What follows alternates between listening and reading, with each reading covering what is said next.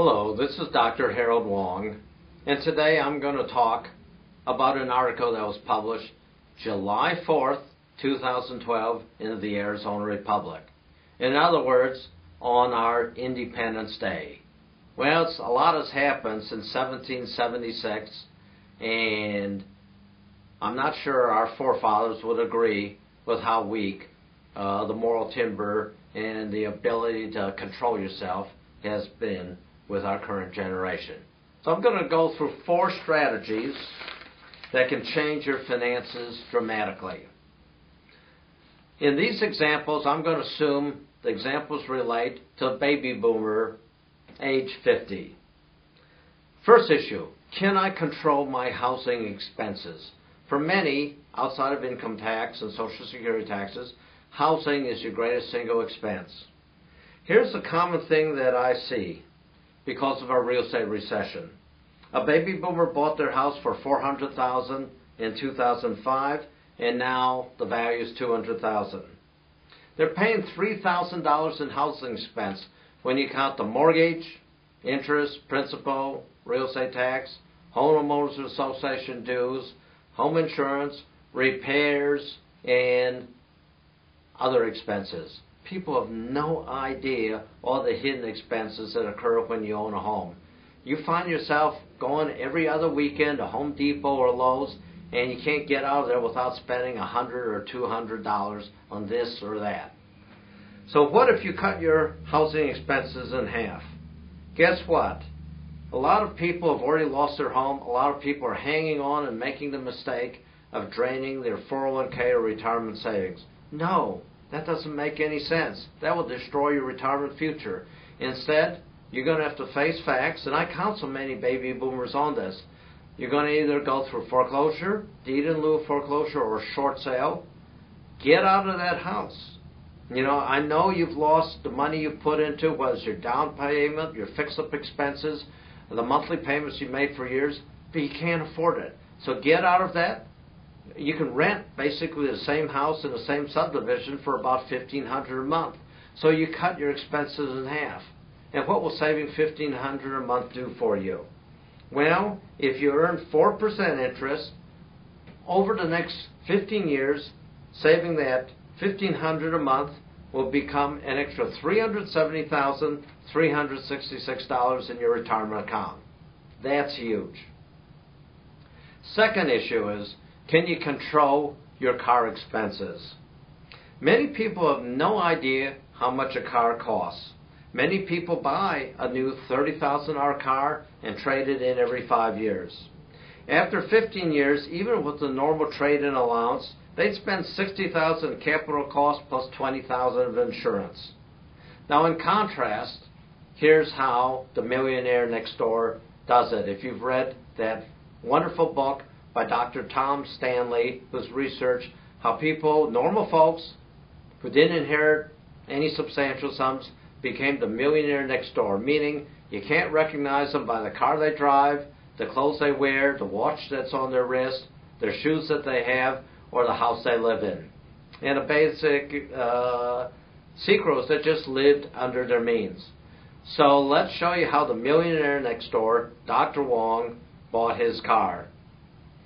When my 1984 Saab Turbo died, I didn't have time to look for a car. I was in the middle of an immigration project that helped hundreds of thousands of immigrants, writing an ABC show, doing a multimedia campaign, and doing a documentary. And this was in 1997. So I met a guy at the Scottsdale, Arizona Chamber of Commerce. He's selling his mom's car out of Minnesota, an old 1987 Volvo, for $2,800. It had 110,000 miles on it. Well, I drove it for years until it got to 255,000 miles. And then the motor mounts dropped, so you couldn't even take out the oil filter.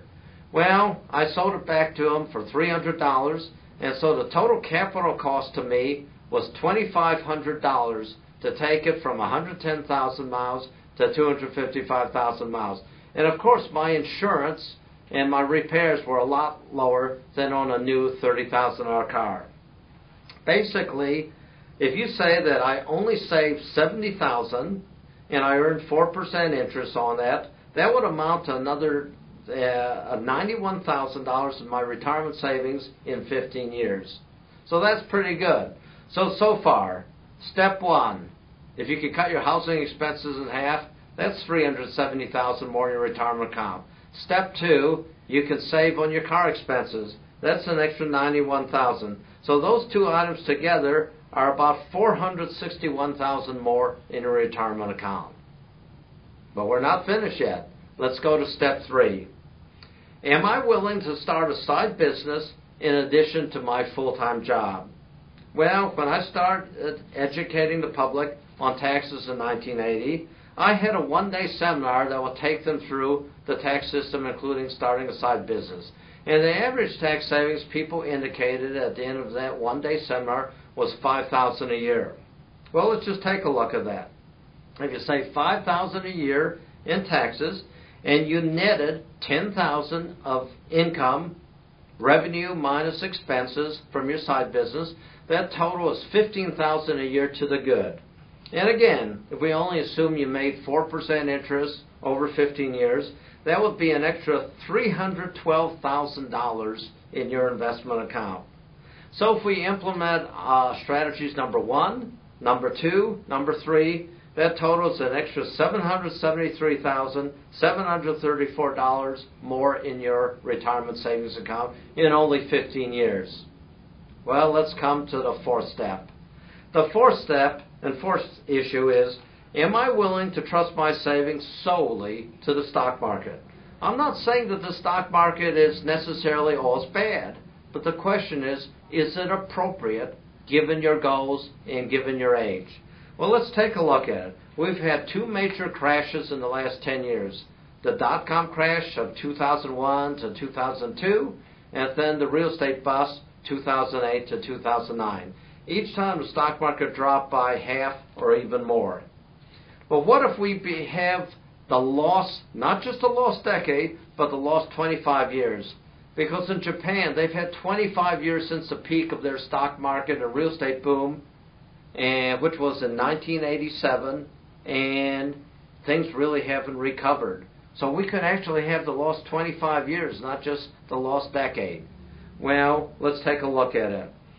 If you put your money in the stock market, and let's suppose you put your whole life savings, $400,000 in the stock market, and let's say, be optimistic, and years later, it actually grew.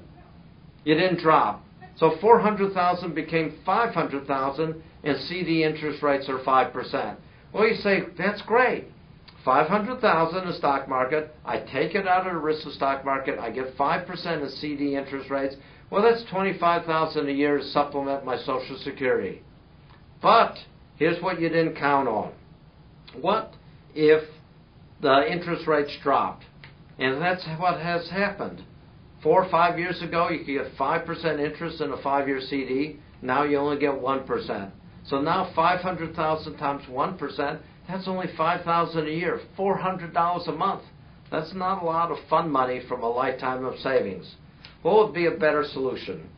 What if we deposit the $400,000 in a private pension fund, and by the time you're retired, it would yield $56,000 of annual income guaranteed for the rest of your life? Well, this extra income would determine whether you'd be able to travel, help your kids and grandkids with their college education or just their normal bills, or knock off the items on your bucket list, whether it's taking a hot air balloon across the Pyrenees, or skiing in Switzerland, or scuba diving in Tahiti, just knocking off that bucket list, like in that famous movie. Well, that's all for today. If you want to find out more about retirement issues and issues about regret, greed versus risk, and so forth, go to my blog site, drwonginvestorguide.com.